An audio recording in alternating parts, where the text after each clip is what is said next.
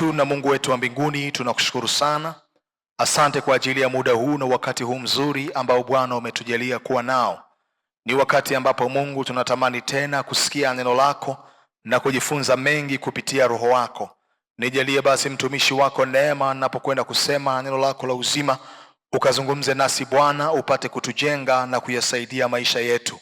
Tuna mengi ambayo tunatamani kusikia kutoka kwako. Kupitia Roho wako Bwana ukayafafanue na kutujalia kuyaelewa. Tunapoendelea kujifunza maneno yako ya uzima, nguvu yako ya uponyaji ikapate kupita katika kila eneo la maisha, kwa nguvu za Roho wako ikapate kubadilisha maisha yetu. Katika jina la Yesu Kristo tumeomba tukiamini. Amen. Tunaendelea na somo ambalo tumekuwa tunajifunza linaloitwa hekima za Mungu kuhusu kanuni zinazotawala matokeo kwenye maisha yetu ya kila siku.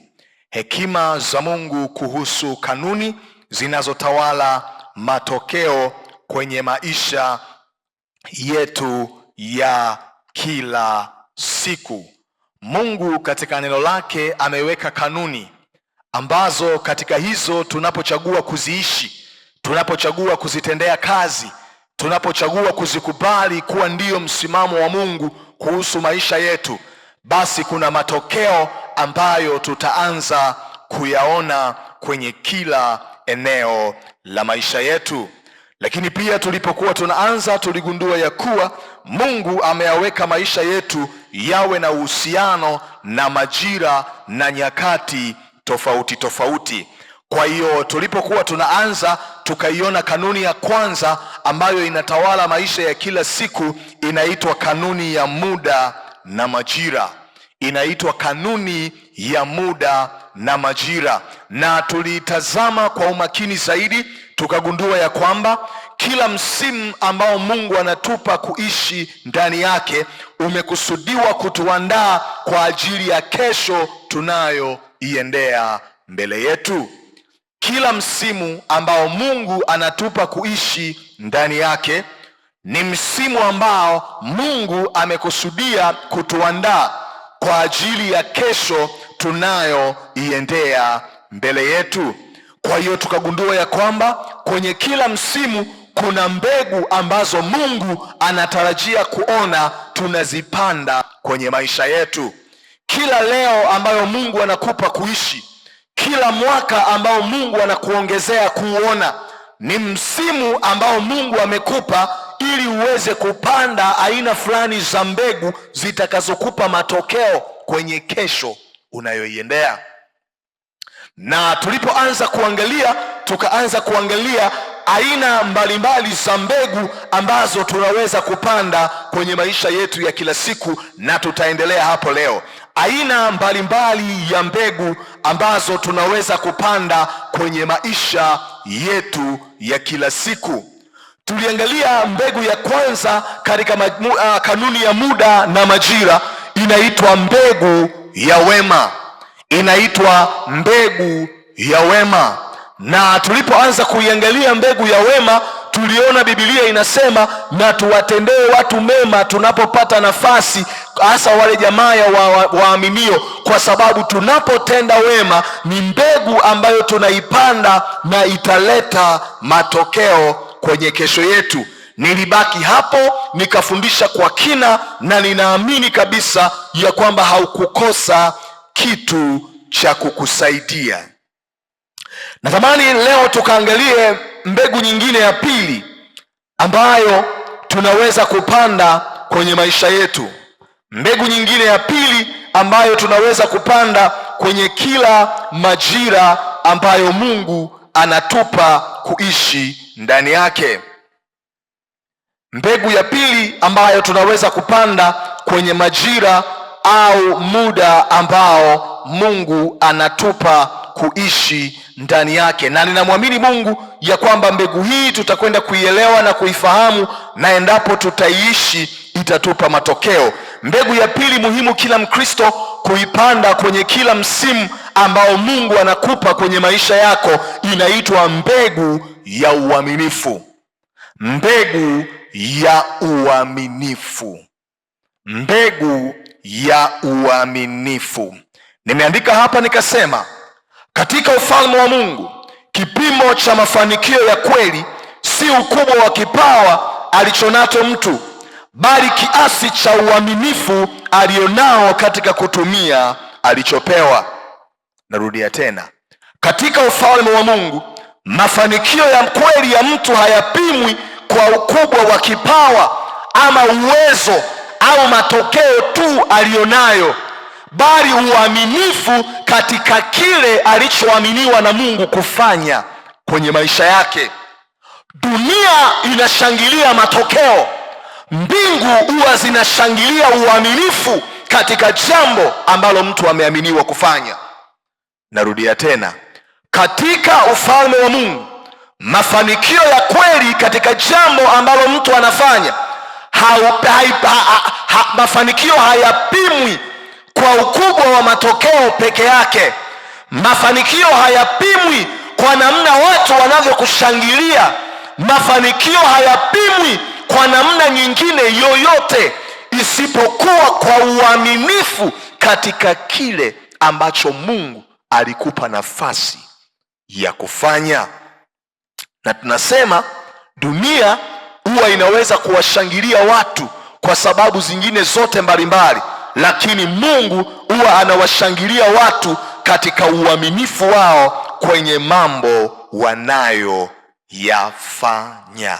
Tunaenda pamoja watu wa Mungu Naomba tuangalie Wakorintho wa kwanza 4 na mstari wa kwanza mpaka wa pili. Wakorintho wa kwanza sura ile ya 4 mstari wa kwanza mpaka wa pili. Biblia inasema, mtu na tuhesabu hivi kuwa tu watumishi wa Kristo na mawakili wa siri za Mungu. Hapo tena inayohitajika katika mawakili ndiyo mtu aonekane kuwa mwaminifu. Biblia inasema katika ufalme wa Mungu, ili mtu ahesabike kuwa ni mtumishi wa Mungu wa kweli, ni kiwango cha uaminifu wake katika mambo anayoyafanya kwenye maisha yake, sawasawa na Mungu alivyomwelekeza kwenye neno lake. Anasema kitu kinachoweza kutufanya tukahesabika kuwa ni watu wa Mungu wa kweli na kufaa kuwa watumishi wake katika jambo lolote lile ni uaminifu. Uaminifu ni mbegu ambayo katika kila majira na kila wakati na kila msimu ambao Mungu anatupa kwenye maisha yetu, tunapaswa kuipanda hiyo mbegu, maana imebeba matokeo fulani kwenye kesho tunayoiendea. Bwana asifiwe. Bwana asifiwe. Okay. Naomba ufahamu jambo hili pia litakalo kusaidia. Ongezeko la uaminifu katika mambo ambayo Mungu ametuamini nayo huamua milango itakayofunguliwa au kufungwa mbele yetu. Andika jambo hilo litakalo kusaidia. Ongezeko la uaminifu katika mambo ambayo Mungu ametuamini nayo utaamua milango itakayofungwa na itakayofunguliwa kwa ajili yetu. Uaminifu ni mbegu. Mungu asipouona uaminifu katika jambo lolote lile kwenye maisha yako, kuna milango haitafunguka mbele yako. Kwa hiyo Mungu akitaka kujua kwa kiwango gani unastahili kwenda kiwango kilicho bora zaidi kuliko pale ulipo, moja ya kitu atakachokipima ni kiwango cha uaminifu wako katika jambo alilokuamini kufanya kwenye maisha yako. Unapopanda mbegu ya uaminifu katika kila eneo la maisha yako, umeamua kujihakikishia matokeo mazuri kwenye kesho yako.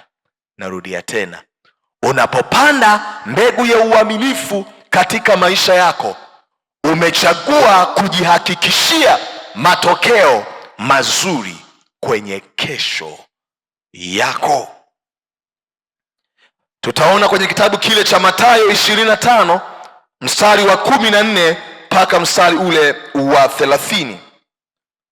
Mathayo 25 mstari wa 14 mpaka mstari ule wa 30. Biblia inaonyesha hapo kwenye Mathayo hiyo tuliyoitaja kwa habari ya mtu mmoja ambaye aliwapa wafanyakazi wake talanta, na yule mtu alipokuwa amewapatia zile talanta, aliondoka akasafiri kwenda mbali, akiamini ya kwamba watazalisha na kumpa matokeo yaliyo bora zaidi.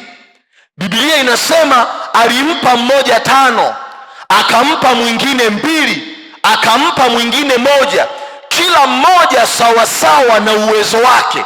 Akaondoka kwa muda fulani, akaenda mbali. Biblia inaendelea kueleza ikionyesha ya kuwa baada ya muda fulani alirudi ili kuweza kutaka kupata majibu ya uwekezaji aliyofanya kwenye maisha ya wale watu. Biblia inasema hivi, aliyepewa 5 akaleta 5 nyingine, akamwambia, mtumwa mwema na mwaminifu, kwa kuwa umekuwa mwaminifu katika machache, nitakuongeza katika vingi.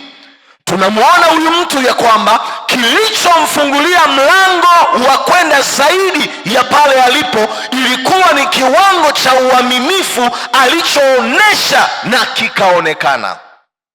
Tumesema kina cha uaminifu ndani yako kitaamua milango ambayo itafunguka au kufungwa kwenye maisha yako. Biblia inaendelea zaidi hapo kwenye hiyo habari, inaeleza tena, inasema akaja yule ambaye alipewa 2, naye akasema, nimeleta nyingine 2 zaidi. Akamwambia, mtumwa mwema na mwaminifu, ingia katika raha ya bwana wako. Kama umeweza kuwa mwaminifu katika vichache, utaongezewa zaidi. Alafu Yesu anamalizia akifundisha kwa habari ya talanta na ishu ya uaminifu. Anasema yule aliyepewa 1 hakufanya nayo chochote. Biblia inasema bwana wake akamwita ya kwamba ni mtumwa mwovu. Tunaona hawa watu wawili wa kwanza, kilichowafungulia mlango wa kuaminiwa na kupewa zaidi ilikuwa ni kina cha uaminifu wao katika vile ambavyo waliaminiwa kwenye maisha yao. Lakini huyu mwingine mlango wake haukufunguliwa kama wa wengine kwa sababu ya kukosa uaminifu katika kile ambacho aliaminiwa na bwana wake. Tunaenda pamoja watu wa Mungu Tunaenda pamoja watu wa Mungu Kwa hiyo kwa rahisi nilikuwa najaribu kusema nini? Uaminifu katika mambo madogo ni tiketi ya kuaminiwa katika mambo makubwa. Uaminifu katika mambo madogo ni tiketi ya kuaminiwa katika safari ya mambo makubwa. Uaminifu katika mambo madogo ni tiketi ya kuaminiwa katika safari ya mambo makubwa. Na nikwambie jambo jingine litakalo kusaidia. Tumesema uaminifu katika mambo madogo ni tiketi ya kuaminiwa na Mungu katika safari ya mambo makubwa. Sasa nisikilize vizuri nikwambie. Mungu huficha hatima kubwa katika mambo madogo madogo. Mungu huficha hatima kubwa katika mambo madogo madogo. Ukishindwa kuwa mwaminifu katika mambo madogo, Mungu hawezi kukuamini katika mambo makubwa. Mungu huficha uaminifu, huficha matokeo makubwa ama hatima kubwa katika mambo madogo madogo. Ukishindwa kuwa mwaminifu katika mambo madogo, Mungu hawezi kukuamini katika mambo makubwa. Naomba tuangalie mfano huu kwa mtu mmoja ambaye anaitwa Daudi. Kumbuka tunajifunza somo linaloitwa hekima za Mungu kuhusu kanuni zinazotawala maisha yetu ya kila siku, na tupo kwenye kanuni ya kwanza inayoitwa kanuni ya muda na majira, na tukaona katika kila muda na misimu ambayo Mungu anatupa kwenye maisha yetu kuna mbegu ambazo Mungu anakusudia tuzipande. na ndipo tukaanza kuangalia aina mbalimbali ya mbegu tunazopaswa kupanda kwenye maisha yetu ya kila siku. Tukaona mbegu ya kwanza ni mbegu ya wema, na leo tupo kwenye mbegu ya pili, inaitwa mbegu ya uaminifu.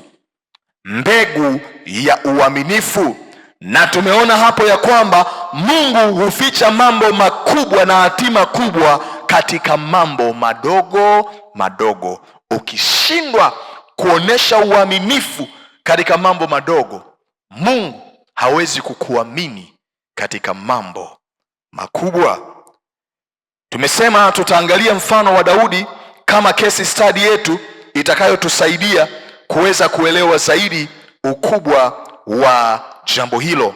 Naomba tuangalie Zaburi 78 na mstari ule wa 70 mpaka mstari ule wa 71. Zaburi 78 mstari wa 70 mpaka mstari ule wa 71. Biblia inasema hivi: akamchagua Daudi mtumishi wake, akamwondoa katika mazizi ya kondoo, nyuma ya kondoo wanyonyeshao alimwondoa, awachunge Yakobo watu wake, na Israeli urithi wake. Narudia tena, akamchagua Daudi mtumishi wake, akamwondoa katika mazizi ya kondoo, nyuma ya kondoo wanyonyeshao alimwondoa, awachunge Yakobo watu wake, na Israeli urithi wake. Biblia inaeleza ya kwamba Mungu alimwezesha Daudi, yeye aliyekuwa polini akichunga kondoo, yeye aliyekuwa polini akiishi na wanyama. Anasema akamwondoa kwenye nafasi ya kuchunga kondoo, akamwamini na kumpa nafasi ya kuliongoza taifa kwenye nafasi kubwa ya kifalme. Nilipolisoma hilo andiko, nililazimika kuanza kufuatilia kwa kina ni nini kilichofanya Mungu alipoutazama moyo wa Daudi akaona ya kwamba Daudi anastahili kufunguliwa mlango utakaomwondoa kwenye kuwa mchungaji wa kondoo na kwenda kuwa kiongozi wa taifa. Unajua ni promotion ya kiwango cha juu sana mtu kutoka kuchukuliwa porini, si ndio katika kuchunga kondoo, Mungu anakuja kumwamini, kumweka kwenye nafasi ya kuwa kiongozi. Nilijua kabisa ya kwamba Mungu hakukurupuka. Kuna sababu. Kuna sababu. Na Mungu anamuita Daudi mtu aupendezaye moyo wake. Kuna siku moja Mungu akinijalia na wema nitakuja kuwafundisha mambo kama 8 ambayo Mungu aliyaona katika moyo wa Daudi. Biblia inayaweka wazi. Lakini jambo mojawapo ambalo Mungu aliliona katika moyo wa Daudi ni uaminifu.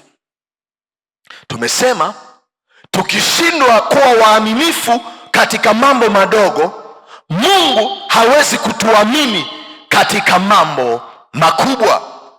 Ukitaka kuelewa vizuri habari ya uaminifu wa Daudi, nenda kasome kwa wakati wako kitabu cha Samueli wa kwanza, ile Samueli wa kwanza sura ile ya 17 kuanzia mstari wa kwanza mpaka wa mwisho, utaona habari zake hapo. Samueli wa kwanza 17 kuanzia mstari wa kwanza mpaka ule wa mwisho, utaona vizuri habari zake hapo. Biblia inaonyesha namna ambavyo Daudi alikuwa na utaratibu wa kuchunga kondoo za baba yake katika majukumu aliyoaminiwa kule porini. Siku moja baba yake akamtuma, akamwagiza ya kwamba aende akawatazame wakubwa zake ambao walikuwa ni wanajeshi kule vitani. Biblia inasema alipoenda kule, wakati alipofika akakuta Wafilisti na kiongozi wao Goliati wanamtukana Mungu wa Israeli. Daudi akasema, huyu jamaa anaipata wapi jeuri hii? Anawezaje kumzungumza Mungu wetu vibaya? Mungu mwenye uwezo, Mungu mwenye nguvu, Mungu mwenye historia kubwa na vizazi vyetu. Tunasoma habari zake, jinsi alivyogawanya bahari ya Shamu, jinsi alivyowapigania Israeli watu wake. Lakini sio ahadi zake tu, ni Mungu ambaye nimemuona akinisaidia nikiwa porini. Daudi akasema, ninaweza nikavumilia mambo yote, ila siwezi kuvumilia dharau ambayo Mungu wangu anaonyeshwa. Alisema moyoni, ninaweza nikavumilia mambo mengine yote, ila siwezi kuvumilia kuona dharau ambayo Mungu wangu anaonyeshwa. Biblia inasema hivi, Daudi akaonesha nia, mwenzako akatangaza nia na akauliza mpaka dau ya kwamba atafanyiwa nini mtu ambaye atamuua huyo adui anayelitesa na kulitaabisha jeshi la Mungu. Akaambiwa, Bwana sikiliza, hii ngoma ina zawadi nyuma yake, na zawadi yenyewe ni yeyote atakayefanikiwa kumuua huyu jamaa atapewa binti wa mfalme awe mkewe. Daudi akasema, sasa hapo mmeongea. Ilikuwa ni ofa nzuri, si ndio si ndio kabisa. Mbona unakausha kana kwamba hata kama ingekuwa ni wewe, kuna namna. Ilikuwa ni ofa kubwa kwa wakati wake, unaelewa Biblia inasema Daudi akaanza kuonesha nia ya kutaka kupigana na Mfilisti. Kuifanya habari kuwa fupi, Biblia inasema hivi, Daudi alipokwenda kwa Sauli, alipopelekwa ya kwamba huyo kijana anataka kupambana na adui yetu, mfalme anamwambia ya kwamba hauna uwezo, wewe haujawahi kuwepo hata kwenye mafunzo ya mgambo, haujawahi kuwepo hata kwenye mafunzo ya sungusungu, haujawahi kutokea hata kwenye mafunzo ya wale askari wachanga wanaojifunza kwa mara ya kwanza. Utawezaje kumpiga huyu adui? Taifa zima tuko hapa, tuna ujuzi, uwezo na silaha, tuna majemedali na watu wakubwa katika jeshi ambao wameshindwa. Wewe utawezaje? Daudi akasema, sikia nikwambie, mimi sina uzoefu wa kawaida wa kijeshi ambao mmeupata katika mafunzo kama ninyi, lakini aina ya maadui ambao nimepambana nao porini ni adui hatari kuliko adui mnayemuona mbele yenu. Simba mmoja ni sawa na kama wanaume 40 wenye nguvu. Simba mmoja. Anasema kuna wakati ambapo alikuja simba nikapigana naye, kuna wakati ambapo alikuja dubu nikapigana naye. Yule Mungu aliyeniokoa na makucha ya simba na makucha ya dubu ni Mungu yule yule aweza niokoa na kiumbe huyu dhaifu kuliko wale. Ngoja nikwambie, kila changamoto tunazozipitia kwenye maisha yetu zinapaswa kujenga imani na uhakika ndani yetu. Ndika hilo jambo unakumbuka. Kila changamoto tunazopitia kwenye maisha yetu zinapaswa kujenga imani, kwenye mabano uhakika wa msaada wa Mungu kwenye maisha yetu. Kila changamoto tunazopitia kwenye maisha yetu zinapaswa kujenga imani, in brackets, uhakika wa msaada wa Mungu kwenye maisha yetu. Biblia inasema, akamwambia, Mungu aliyeniokoa na simba na dubu ndiye Mungu atakayeniokoa na Mfilisti huyu. Hebu jaribu kufikiri. Tujaribu kufikiri pamoja, watu wa Mungu. Tujaribu kufikiri pamoja. Ingelikuwa wewe ndiye mzee Yese baba yake na Daudi. Sawa Tufikiri tu pamoja.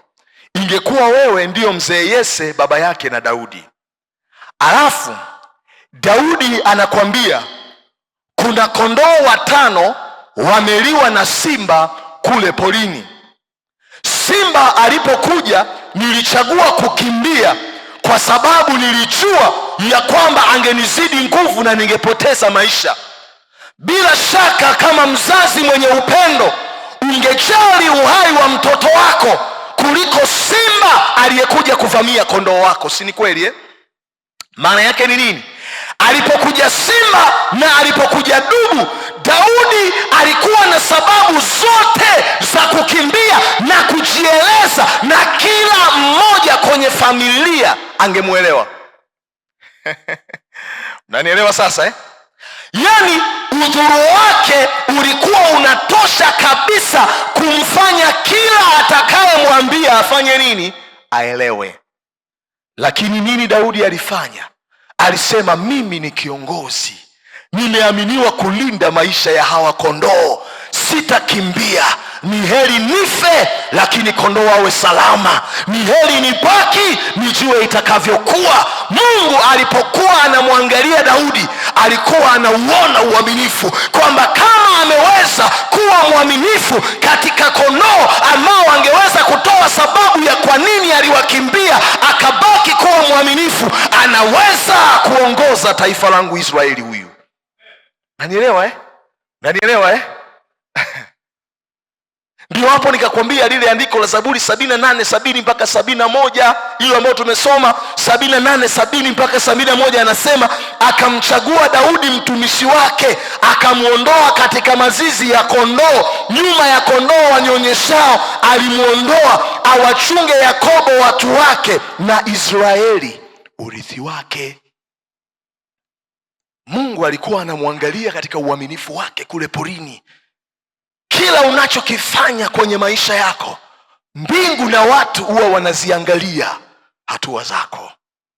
Ndio, kila unachokifanya kwenye maisha yako, mbingu na watu huwa wanaziangalia na kuzifuatilia hatua zako. Daudi alikuwa anafanya kwa uaminifu. Ilikuwa ni mbegu aliyokuwa anaipanda ambayo ilimfanya Mungu amwamini katika nafasi kubwa zaidi, kubwa zaidi, kubwa zaidi. Na hii ilinikumbusha kitu kingine cha muhimu sana, ya kwamba Mungu kabla hajakukabidhi watu atakukabidhi vitu. Mungu kabla hajakukabidhi watu atakukabidhi vitu. Ataanza kukuangalia uaminifu wako katika namna unavyofanya na kutumia hivyo ambavyo amekupa kwenye mikono yako, ili kuweza kukuamini katika kupata matokeo yaliyo bora zaidi. Bwana asifiwe. Na naomba nikwambie kitu kingine kitakachokusaidia. Uaminifu wa kweli katika jambo lolote hauhitaji ushahidi. Nisikia nilichokisema eh? Uaminifu wa kweli katika jambo lolote hauhitaji ushahidi. Daudi hakuwa na watu wa kumshangilia kule polini. Hakuwa na watu wa kumsifia alipokuwa anafanya. Yamkini habari hii wadogo kaka zake na ndugu zake waliisikia kwa mara ya kwanza alipokuwa anaeleza mbele ya Sauli akishare uzoefu wake. Hakuna mtu aliyekuwa anamuona, lakini alichagua na kusema, nitabaki kuwa mwaminifu katika wajibu nilioaminiwa kufanya. Uaminifu wa kweli iwe unaweza kuwa katika maisha ya mtu, katika mazingira ambayo watu wanakuona, au hata katika mazingira ambaye hakuna anaye kuona.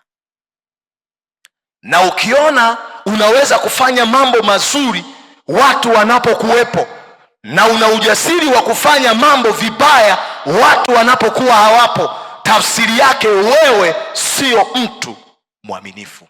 Ndio, kama kazi ili ufanye lazima bosi wako awepo, lazima msimamizi wako awepo, na wakati wasipokuwepo unaweza kufanya mambo mengine nje ya wajibu wako, wewe sio mtu mwaminifu. Uaminifu, wanangu, hauhitaji mashahidi. Iwe katika watu ama iwe sirini, utafanya kinachotakiwa kufanya. Kila mbegu ya uaminifu unayoipanda kwenye msimu wa maisha yako itakupa matokeo mazuri kwenye kesho yako. Kila mbegu ya uaminifu unayoipanda katika kila msimu wa maisha yako itakupa matokeo mazuri kwenye kesho yako.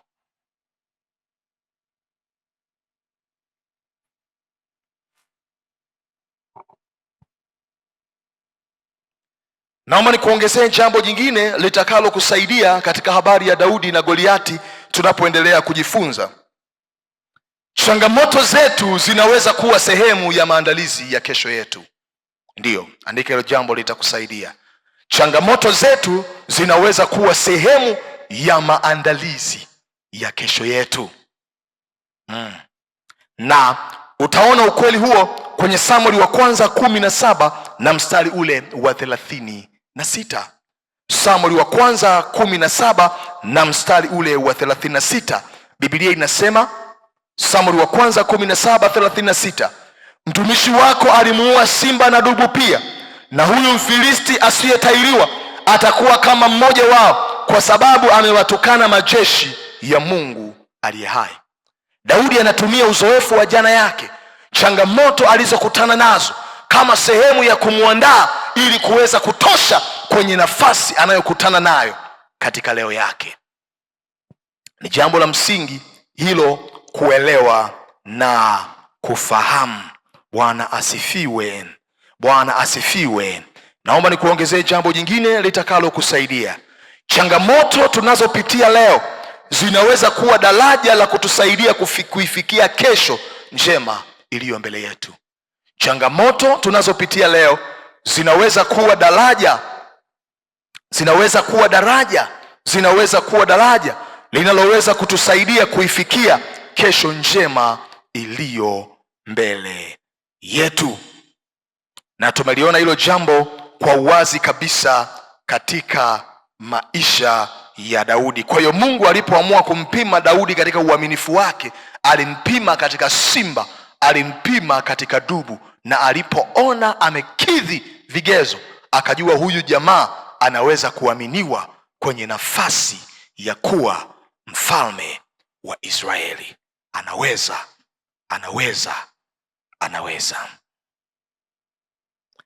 Naomba pia ufahamu jambo hili litakalo kusaidia. Kiwango cha uaminifu wetu kinaweza kuongezeka tunapotambua kuwa yote tulio nayo sio yetu, ila tumeaminiwa na Mungu kuyasimamia. Kiwango cha uaminifu wetu kinaweza kuongezeka tunapotambua ya kuwa yote tulio nayo sio yetu, ila tumeaminiwa na Mungu kusimamia. Ndiyo, stewardship ni amana tu. Uaminifu unaweza kuongezeka ndani yetu tunapoweza kufikiri na kujua ya kwamba yote tulio nayo sio yetu, ila tumeaminiwa na Mungu kusimamia.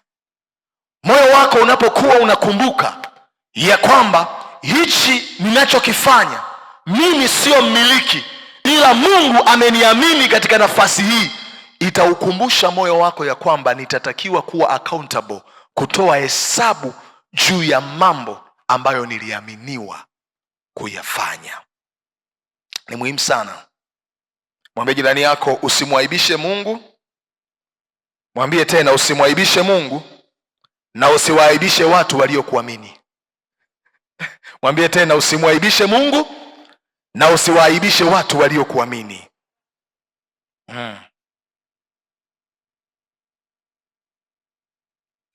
Ukisoma vizuri Biblia, kwa wale ambao mnasoma Biblia zenu vizuri, mnafahamu vizuri habari ya Yusufu, namna ambavyo Yusufu alidumu kuwa mtumishi katika nyumba ya Potifa. Lakini pia sio utumishi tu, alihakikisha anadumu kuwa mwaminifu katika yote aliyoaminiwa kusimamia. Alikuwa mtumishi katika nyumba ya Potifa, lakini hakuwa mtumishi tu, alikuwa mtumishi mwaminifu. Aliamua kudumu katika kuwa mwaminifu katika mambo yote aliyoaminiwa, ikiwepo katika mke wa Potifa aliyekuwepo kwenye nyumba yake. Yusufu aliamini kuwa Potifa ameniweka kuwa msimamizi wa vyote alivyo navyo nyumbani mwake, na ninatakiwa kuwa mwaminifu kwenye kila alichonipa, ikiwemo mke wake.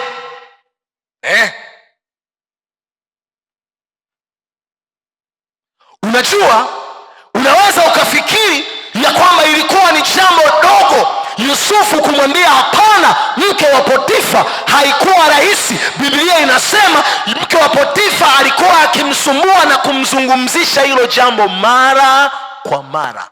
Biblia inasema hapo, lakini Yusufu hakutaka kuzungumza naye. Kwa nini? Alichagua kuwa mwaminifu katika yote ambayo Potifa bwana wake amemwamini katika nyumba yake. Bwana asifiwe. Bwana asifiwe. Kwa hiyo ni muhimu sana kuelewa na kufahamu jambo hilo, na tumesema kina cha uaminifu wetu kitaamua mambo tutakayoyapata na tutakayoyakosa kwenye maisha yetu. Kina cha uaminifu wetu kitaamua tutakayoyapata na tutakayoyakosa kwenye maisha yetu. Kuna vitu hata kama utaomba mifungo yote ya mwaka, mfungo wa Esther, mfungo wa Danieli na mifungo yote unayoijua, hata ukiongeza na wa Yesu wa siku 40, usipofika kwenye kiwango cha kuwa mwaminifu, kuna vitu Mungu hatoviachilia kwenye maisha yako. Mbegu ya uaminifu inaamua matokeo utakayoyapata kwenye maisha yako. Bwana asifiwe. Bwana asifiwe. Naomba nikwambie jambo hili litakalo kusaidia. Nataka nikuoneshe mambo kadhaa ambayo Mungu huangalia ili kujua kiwango cha uaminifu wa mtu ndani yake. Mambo kadhaa ambayo Mungu huangalia ili kujua kiwango cha uaminifu wa mtu alionao. Mambo kadhaa ambayo Mungu huyaangalia ili kujua kiwango cha uaminifu wa mtu alionao.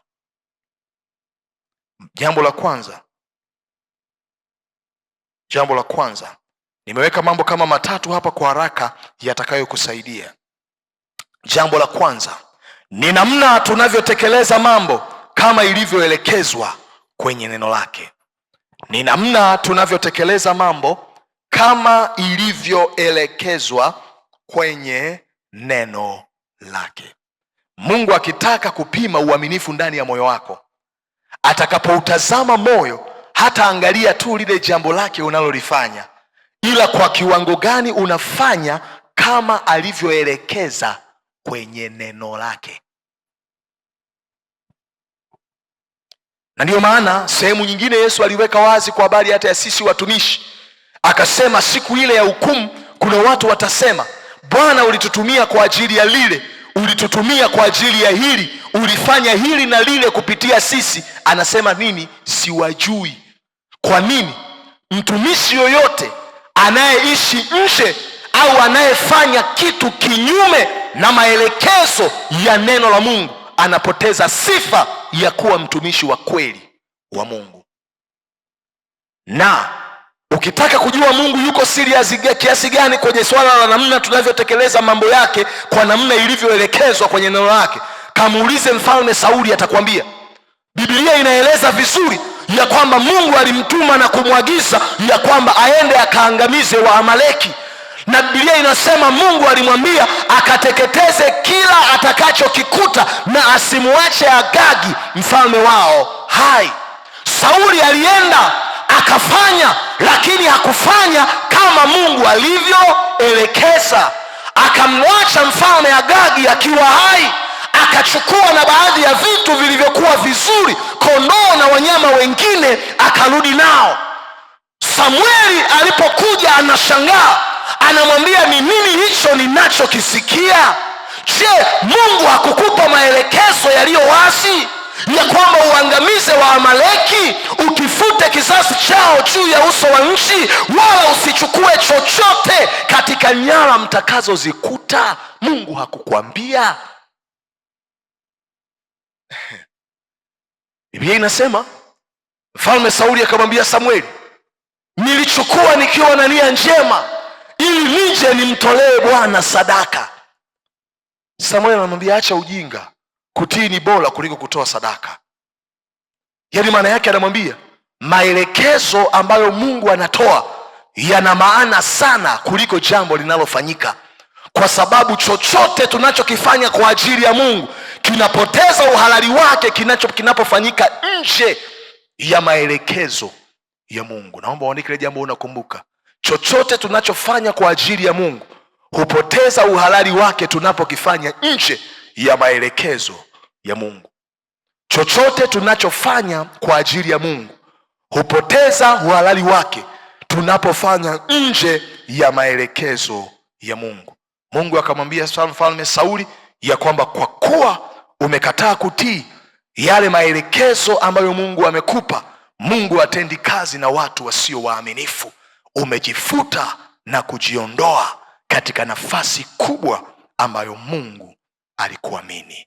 Umeelewa sasa nilipokuambia kiwango cha uaminifu wako kitaamua milango itakayofunguliwa na kufungwa kwenye maisha yako Umeanza kunielewa sasa Mfalme Sauli akapoteza hadhi, akapoteza nafasi iliyokuwa inampa stahiki kubwa na heshima kubwa kwake na vizazi vyake. Jambo la pili ambalo Mungu analiangalia anapotaka kupima kiwango cha uaminifu katika moyo wa mtu ni namna tunavyoongeza faida katika mambo aliyotuamini kufanya. Jambo la pili ni namna tunavyoongeza au tunavyotengeneza faida au tunavyoongeza faida katika mambo ambayo Mungu ametuamini kufanya. Utaona ukweli huo kwenye Mathayo 25 mstari wa 20 mpaka mstari ule wa 23. Mathayo 25 mstari ule wa 20 mpaka mstari ule wa 23. Biblia inaeleza hapo namna ambavyo yule bwana aliyewapa wale watu talanta akawa anawapa zawadi, akiwapongeza wale ambao walifanya vizuri zaidi. Aliyepewa 5 akaleta 5 akapongezwa, aliyepewa 2 akaleta 2 akapongezwa. Kila ambacho Mungu amekupa kufanya kwenye maisha yako anatarajia kupata faida na sio hasara. Naomba hilo jambo likukae ndani yako. Kila ambacho Mungu amekupa kufanya kwenye maisha yako anakusudia apate faida na sio hasara. Watu wengi tunaishi kwenye dunia ya leo ambao wanatumia mambo ya Mungu kujitengenezea faida binafsi, kitu ambacho sio sawa. Mwambie jirani yako sio sawa. Mwambie tena sio sawa. Kwenye kila ambacho Mungu amekuamini kufanya au amekupa kwenye maisha yako, amekusudia kupata faida. Namna ya tatu ambayo Mungu anapima uaminifu ndani ya moyo wako ni namna tunavyodumu au tunavyoendelea kufanya mambo ya Mungu bila kuchoka au kukata tamaa. Ni namna tunavyodumu au kuendelea kufanya mambo ya Mungu bila kuchoka au bila kukata tamaa. Kwenye kila jambo ambalo Mungu amekuamini kufanya, unapoendelea kufanya kwa uaminifu bila kuchoka au bila kukata tamaa, Mungu anapouona moyo wako anaona uaminifu. Bwana asifiwe. Bwana asifiwe. Daudi si alikuwa na sababu zote za kukimbia simba alipokuja? Si alikuwa na sababu zote za kuondoka dubu wakati mwingine alipokuja? Lakini si bado alibaki kudumu katika wajibu wake? Hata wakati alipokuwa anatumwa na baba yake mzee Yese kwenda kuangalia ndugu zake, alikuwa anatokea katika wajibu alioaminiwa. Ile ilikuwa ni kiashiria cha uaminifu. Mungu akitaka kuangalia moyo wako kwa kiwango gani wewe ni mtu mwaminifu, ataangalia namna ambavyo unadumu kufanya yale aliyokuamini kufanya bila kuchoka au kutaka kuondoka. Tunaenda pamoja Tunaenda pamoja Na naomba nikwambie jambo jingine kwa habari ya uaminifu litakalo kusaidia. Uaminifu katika mambo madogo huongoza hatua zetu kwenye baraka kubwa. Uaminifu katika mambo madogo huongoza baraka zetu kwenye mambo makubwa. Kwa hiyo ni muhimu kufahamu hilo na kuelewa. Tunaenda pamoja kanisa la Mungu Tunaenda pamoja kanisa la Mungu Okay. Naomba tuendelee tena mbele kidogo.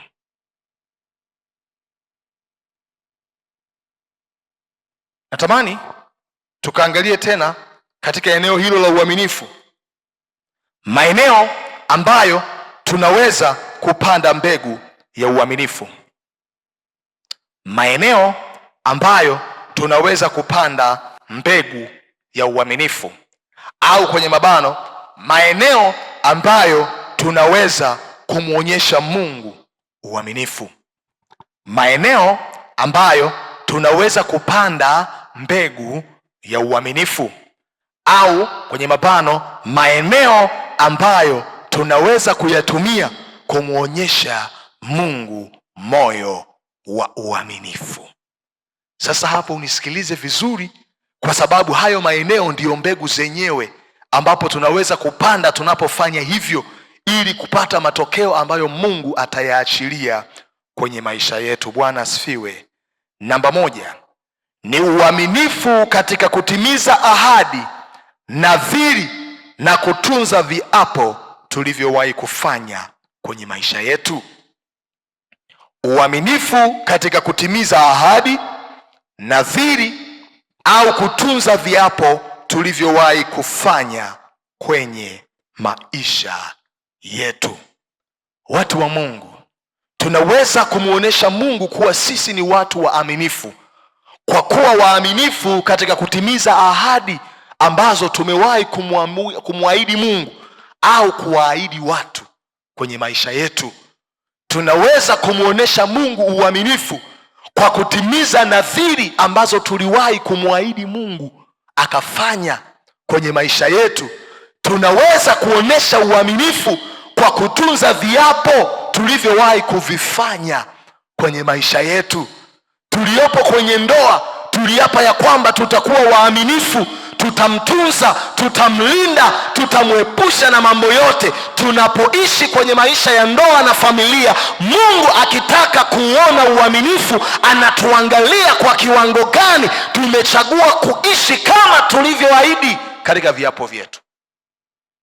Tuliahidi kutunza, tunze mke wako na watoto wako. Uliahidi kuwa mwaminifu, usiwe na mahusiano na watu wengine. Uliahidi kumjali na kumpenda, muoneshe upendo wa kweli kila siku, azidi kufurahi kwenye maisha yake. Tunaweza kuonesha uaminifu wetu kwa kuonyesha uaminifu katika kutimiza ahadi, katika kutimiza nadhiri na katika kutunza viapo tulivyowahi kufanya. Mimi kama mchungaji nilipokuwa nasimikwa nilipata kiapo, na mnakumbuka hata wakati fulani kwa tunaanza hapa, mnakumbuka viongozi walipokuja, nilikula kiapo. Ninatakiwa kuishi katika hayo, ninatakiwa kutembea katika hayo. Mungu anaponiona, hata kama uongozi wangu kule juu haunifuatilii kwa ukaribu, hata kama hawanichunguzi na kunifuatilia kila wakati, ninatakiwa kuishi katika kile kiapo cha uaminifu nilichokifanya. Tunaweza muonesha Mungu uaminifu katika kutunza viapo tulivyowahi kufanya. Naomba nikuoneshe pia kwa sehemu kitabu cha Mwanzo 28 mstari ule wa 20 mpaka mstari ule wa 22. Mwanzo 28 mstari wa 20 mpaka mstari ule wa 22. Biblia inasema hivi: Yakobo akaweka nadhiri akisema. Mwambie jirani yako, akaweka nadhiri akisema. Mwambie tena, akaweka nadhiri akisema. Anasema hivi. Anasema nini huyu bwana?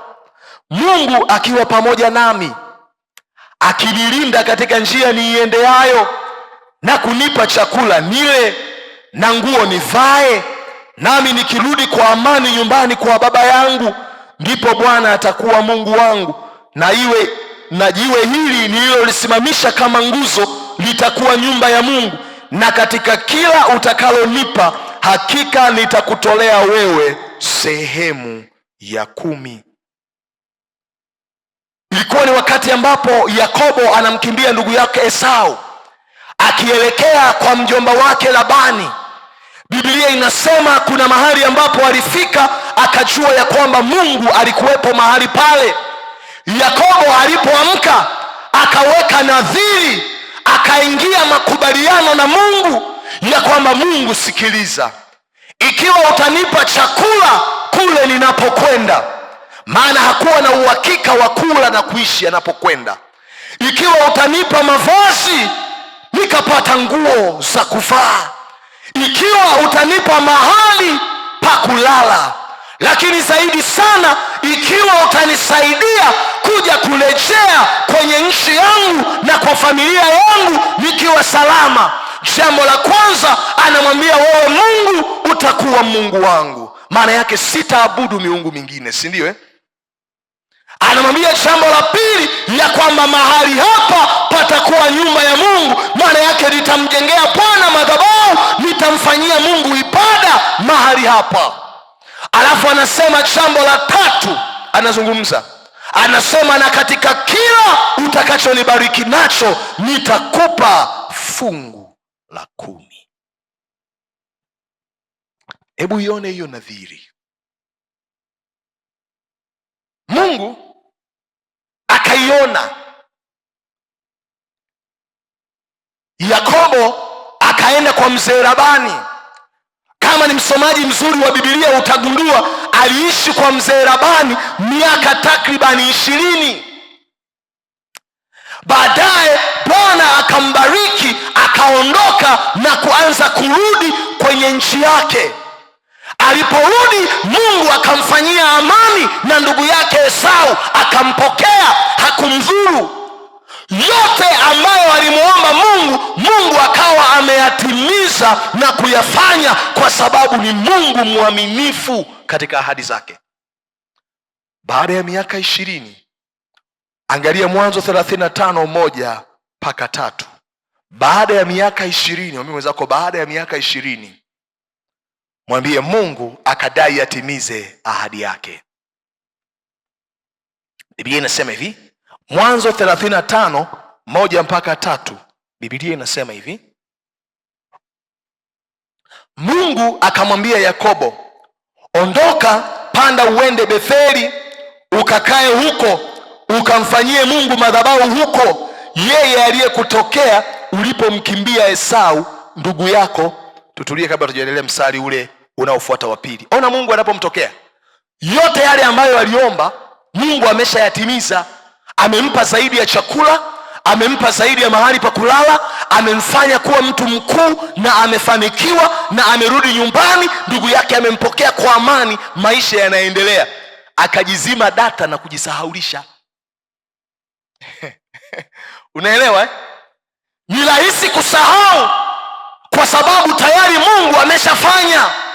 Ndipo Mungu anamtokea, na Mungu alimtokea na kujitambulisha kwake kwenye namna niliyoipenda sana. Alimtokea na kujitambulisha kwake katika namna ya kumkumbusha nadhiri aliyoiweka na namna Mungu alivyoifanya. Hapa alipomtokea hakumwambia mimi ni Mungu wa Ibrahim na Isaka baba yako. Anasema mimi ni Mungu wa Betheli. Alikuwa anataka kuingiza nini? Alikuwa anataka kumkumbusha ya kwamba miaka 20 iliyopita uliweka nadhiri pale, mimi Mungu nimeyatimiza yote. Rudi na utimize, nenda kajenge madhabahu pale, nenda katoe dhabihu pale, kuwa mwaminifu kwenye matoleo yako kuanzia leo. Mungu hapa hakujitambulisha kama Mungu wa Isaka na Yakobo, angesahau. Akajitambulisha kimkakati kama Mungu wa Betheli ili kumkumbusha. Aha, ona mstari wa pili. Yakobo akawaambia watu wa nyumbani mwake na wote waliokuwa pamoja naye, ondoeni miungu migeni iliyo kwenu, mjisafishe, mkabadili nguo zenu. Tuondoke tupande kwenda Betheli, nami nitamfanyia Mungu madhabahu huko, yeye aliyenisikia siku ya shida yangu, akawa pamoja nami katika njia yote niliyoiendea.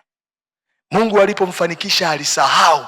Mungu akamwambia hatujamalizana, mimi na wewe hatujamalizana. Anamwambia Yakobo, ukawe mwaminifu katika ile ahadi, katika ile nadhiri uliyoiweka, na mimi nikaifanya. tunaweza kumwonyesha Mungu uaminifu katika kutimiza ahadi, nadhiri na viapo ambavyo tumewahi kufanya kwenye maisha yetu.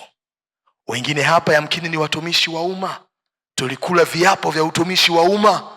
Tudumu kuwa waaminifu katika mambo hayo.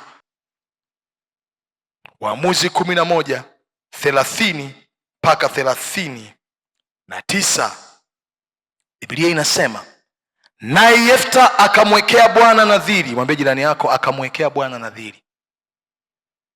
Biblia inasema, akasema kwamba wewe utawatia wana wa Amoni mikononi mwangu kweli, ndipo itakuwa ya kwamba kile kitakachotoka katika milango ya nyumba yangu kunilaki, hapo nitakaporudi na amani kutoka kwa hao wana wa Amoni, kitu hicho kitakuwa ni cha Bwana, nami nitakisogeza kiwe sadaka ya kuteketezwa. Tutulie hapo. Yefta Mgileadi anaenda kwenye vita, anamwambia Mungu, ndugu zangu walinifukuza, kisoma pale nyuma, waliniambia mimi ni mtoto wa haramu, lakini mambo yalipowazidi wakanitafuta, wamenirudisha ili kuwa kiongozi wao.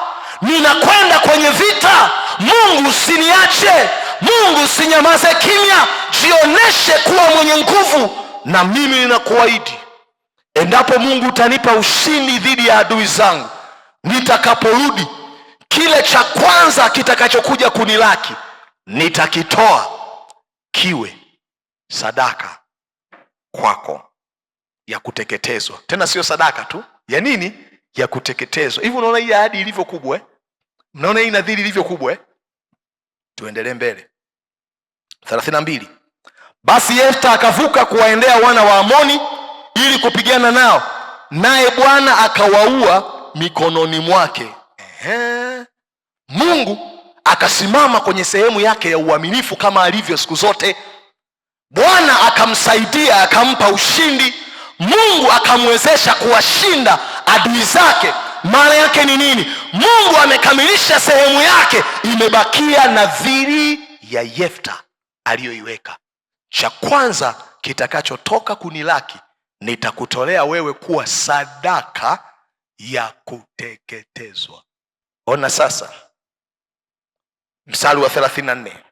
Kuanzia mstari wa 34 tunapomalizia hapo kwa leo. Anasema hivi: kisha Yefta akafika Mispa nyumbani kwake, na tazama binti yake akamtokea kumlaki, na matari na machezo, naye alikuwa ni mwanawe wa pekee, hakuwa na mwingine mwana wala binti ila yeye. Ikawa alipomuona akayalalua mavazi yake, akasema, ole wangu mwanangu, umenitweza sana, nawe mmoja miongoni mwa hao wanisumbuao, kwa kuwa mimi nimemfunulia Bwana kinywa changu, nami siwezi kurejea nyuma. Aliporudi nyumbani, binti aliposikia baba amekwenda kupigana vita yake ya kwanza kama kiongozi aliyeaminiwa, amepata ushindi, akatoka kwa furaha kwenda kumlaki. Yefta akasema, nimeisha. Nilimwahidi Mungu ya kwamba kitakachotoka cha kwanza kunilaki nitakitoa kuwa sehemu ya nadhiri yangu. Na Biblia inasema hakuwa na mtoto mwingine wa kiume wala mwingine wa ziada wa kike, alikuwa naye huyo tu mmoja. Akamwambia, mwanangu, kwa nini umeutweza moyo wangu? Siwezi tena kurejea nyuma. Napaswa kuwa mwaminifu katika ile nadhiri ambayo nilimwahidi Mungu. Unaliona ile jambo Ni wakati mgumu. Ona kilichotokea. Mstari wa 36. Binti yake akamwambia, baba yangu, wewe umemfunulia Bwana kinywa chako, basi unifanyie sawasawa na hayo yaliyotoka kinywani mwako, kwa kuwa yeye Bwana amekulipia kisasi juu ya adui zako, hao wana wa Amoni. Kisha akamwambia babaye, basi na nifanyiwe neno hili, niache peke yangu muda wa miezi miwili, ili nipate kuenenda mlimani na kuombolea wanawali wangu mimi na wenzangu. Akamwambia, haya, enda. Akampeleka mbali muda wa miezi miwili, naye akaenda zake yeye na wenziwe, akauombolea uanawali wake huko mlimani 39. Basi ikawa mwisho wa hiyo miezi miwili, akarudi kwa babaye, aliyemtenda sawasawa na ile nadhiri yake aliyokuwa ameiweka, naye alikuwa hajamjua mtu mume. Kisha ikawa desturi katika Israeli.